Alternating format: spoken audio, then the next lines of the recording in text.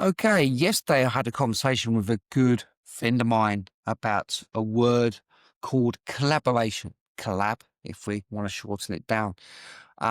It's a word which I think has been cheapened over time. It's thrown around a little bit too often. It's thrown around as a way of bringing in referrals, a way of bringing in business. Okay, a way of asking for business to give me something. I know Stu Paul talks about the word collaboration quite a lot, and his points resonate with me. On this particular conversation, though, I felt the need to justify why I think the word has been cheapened somewhat.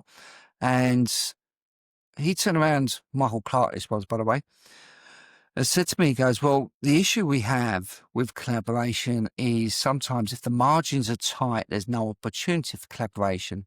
But those with decent enough margins and making good profits, they're more open and available to do collaborations. Now, that in itself, and I'm not sorry, Michael, I don't mean to be thrown under the bus here.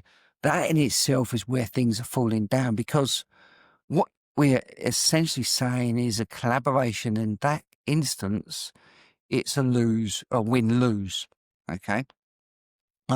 Someone's losing out, and that's not the sort of collaboration anybody should be after. That's where the taking comes from. Gimme, gimme, gimme. And it's probably why it also gets a bad name, is that we have this big space of white noise where everyone's talking collab, collab, collab. When it comes to actually making it happen, it's a very, very small amount. And that's probably the reason why I didn't think of it like that before. Whereas a collaboration, by definition, should be a win-win. And in this NDIS sector, win-win-win. Okay. So both companies, providers, or whomever wins, and also the participant wins. Win-win-win. That's the combo you're after. That's a collaboration. If the participant loses, then absolutely that's not a collaboration at all. But if one of the two companies loses and just one wins, okay, or even everyone loses, why would you even consider it? That is not a collaboration. Okay. So if we include a participant in there, almost swore you then, okay, to get a win-win-win, okay, this is what we call a strategic partnership, but it's probably better terminology to get a bit more accurate. Now, the definition of a strategic partnership is when you've got non-competing products, but the same client. Okay, so a really good example of that is McDonald's. When they got their kiddies meals, they put a toy in there for a movie that's about to come out, Shrek, The Grinch, or whatever. And they've got the same audience. They generate their interest. They catch them at different stages of their journey, and they've got a collaboration. They've got a strategic partnership.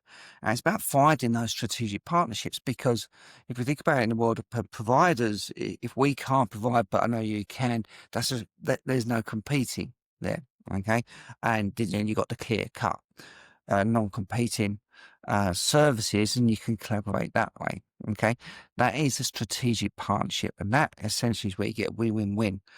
So going back to the example that Michael gave me, where the people with tight margins can't afford to collaborate and those with larger margins do, it should be the other way around. So if you are struggling with your margins, things are tight, not where you want to be, there's a myriad of emotions and stresses and strains, and you think you don't have any options, you are the people that need to collaborate. Okay, this is exactly when you need to do it, because it's the collaboration that's going to create margins, create opportunities, create conversations, get eyeballs in your business, help you speak to the right participant. Otherwise, won't have heard of you. This is where you need to do it. So it's those that are struggling under duress right now, you need to look for the collaborations, but you actually need to look for the real collaborations, the strategic partnerships, the things that are actually going to happen, the people that can actually help to make things happen, the rainmaker, where actions speak louder than words. And if we can cut through that white noise, cut through the win-loss scenarios and get those win-win-wins, then we may just reinstate the status of the word collaboration a little bit more. But I thought I'd share it. Thank you, Stu Paul, for the original idea. Thank you for the conversation, Michael Clark, and actually make me sit and ponder on it a little bit. Anybody wants to talk about it, everybody wants to talk collaboration, I'm open ears and see if we can find a win-win-win for all three of us. Thank you.